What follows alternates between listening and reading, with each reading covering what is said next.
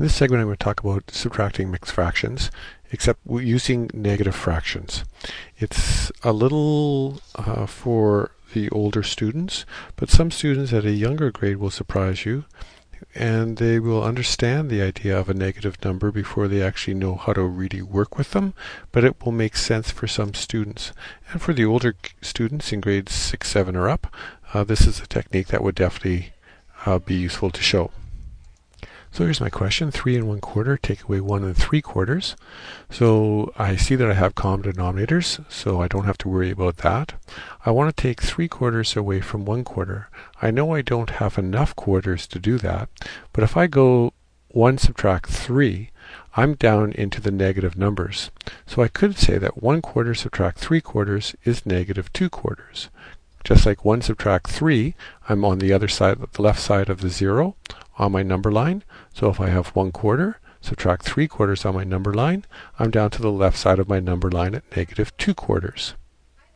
And the work would look something like that. And then I would go 3 minus 1 is 2.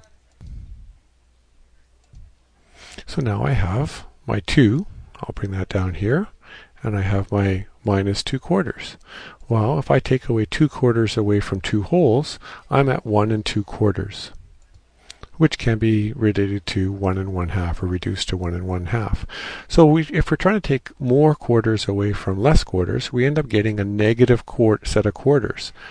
Then I take those quarters away from my whole, and students might be familiar with being able to take a half away from a whole, or 3/4 away from a whole, or 5/8 away from a whole.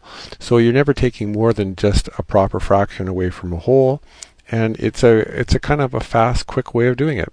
We'll do another example.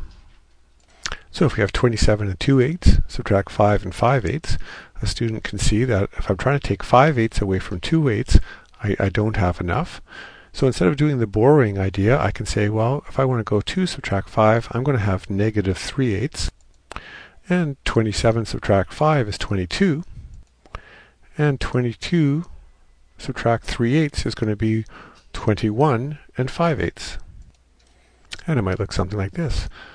So I've got my 27 subtract 5 is 22. 2/8 subtract 5/8 is negative 3/8. So 22 subtract 3/8 leaves me with 21 5/8.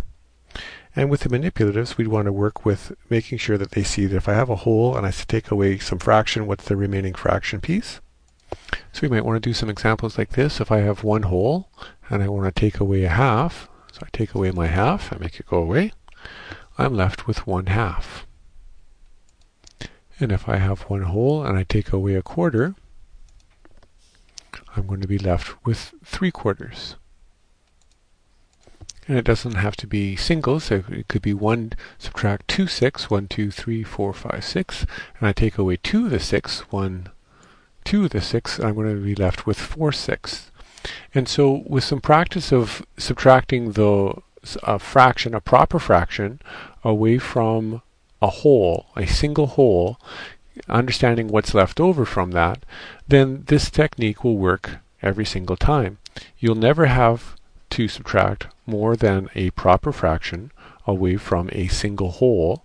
You'll always get a positive proper fraction, and you can take that away from the positive single whole. So an example, 15 2 6 subtract 11 5 6, we're going to go 15 subtract 11 gives me 4 wholes, and 2 6 subtract 5 6 gives me negative 3/6. So I have 4 minus 3/6.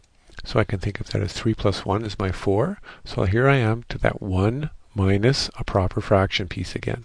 So 1 minus 3/6, with practice, they know that that's going to be 3/6.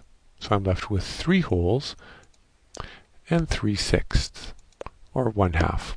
So my answer would be 3 1/2.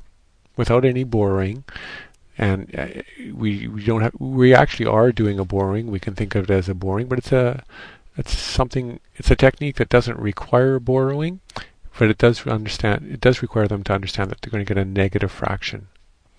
Just another technique that you can show students, especially in a slightly older grade.